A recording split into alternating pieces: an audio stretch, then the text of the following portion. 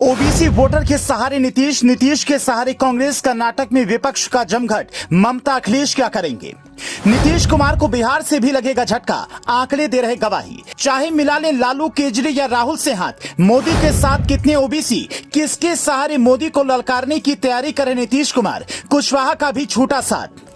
Nitish Kumar OBC voter के सहारे PM Modi को किनारे लगाना चाहते हैं और कांग्रेस नीतीश के सहारे नरेंद्र मोदी को हराना चाहती है। लेकिन कहते हैं कि हर सपना सच नहीं होता और कुछ सपने ऐसे होते हैं जिन्हें रात में देखकर भूल जाना ही बेहतर होता है।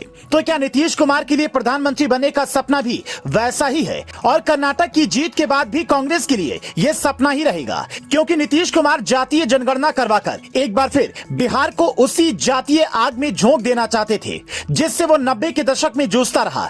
इसमें तेजस्वी यादव और पूरा विपक्ष उनके साथ खड़ा था, क्योंकि अखिलेश और केसीआर जैसे कई नेता जात के जहर को फिर से देश की आबो हवा में घोलने की कोशिश कर रहे हैं और पूरे देश में जात के आधार पर जनगणना की मांग कर रहे हैं। लेकिन आंकड़े देखकर इन सबको निराशा होगी कि आखिर ओबीसी वोटर है किसके साथ। हम आपको 2009 में लेकर चलेंगे, फिर बदले ट्रेंड से आप समझ पाएंगे कि जिस पुरवाई को ये नेता तूफान समझ रहे हैं उसकी कमान किस गुजराती के हाथ में है। सीएसडीएस के मुताबिक 2009 के लोकसभा चुनाव में कांग्रेस को 24% वोट मिले, बीजेपी को 22% और बाकी दलों को कुल मिलाकर 43% ओबीसी वोट मिले। 2014 के चुनाव में जब मोदी आए तो सब बदल गया। बीजेपी को इस चुनाव में 34% ओबीसी वोट हासिल हुए। 2019 के लोकसभा चुनाव में ओबीसी का भरोसा पीएम मोदी पर और ज्यादा बढ़ गया।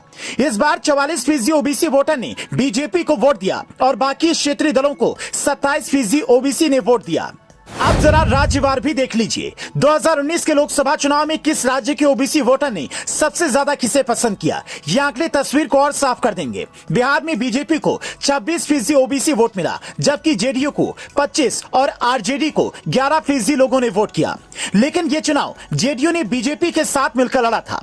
यूपी में 61% ओबीसी ने पीएम मोदी के नाम पर वोट किया और सपा को 14%, बसपा को 15% वोट मिला। पश्चिम बंगाल में बीजेपी को 68% ओबीसी वोट मिला, जबकि टीएमसी को 27% मत हासिल हुए। कर्नाटक में 50% ओबीसी ने बीजेपी को वोट दिया और 13% लोगों ने जेडीएस को वोट दिया।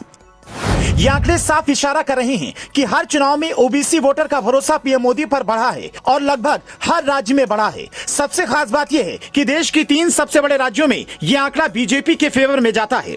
यूपी, बिहार और पश्चिम बंगाल में ओबीसी वोटर के बीच पीएम मोदी के आसपास भी कोई नहीं फटकता। तो नीतीश कुमार किसके दम पर मोदी से टक्कर लेने चले हैं? क्योंकि जितने ओबीसी नीतीश कुमार हैं उतने ही नरेंद्र मोदी भी हैं।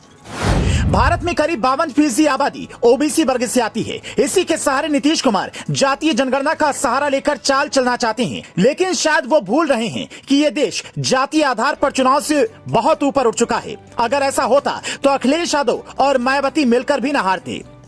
क्षेत्रीय दल बीजेपी के सामने घुटने न टेकते। बिहार और बंगाल जैसे कई राज्यों में ऐसा ट्रेंड जरूर देखने को मिला है कि ओबीसी वोटर ने विधानसभा चुनाव में क्षेत्रीय दलों को पसंद किया, लेकिन लोकसभा चुनाव में वो बीजेपी के ही साथ गए।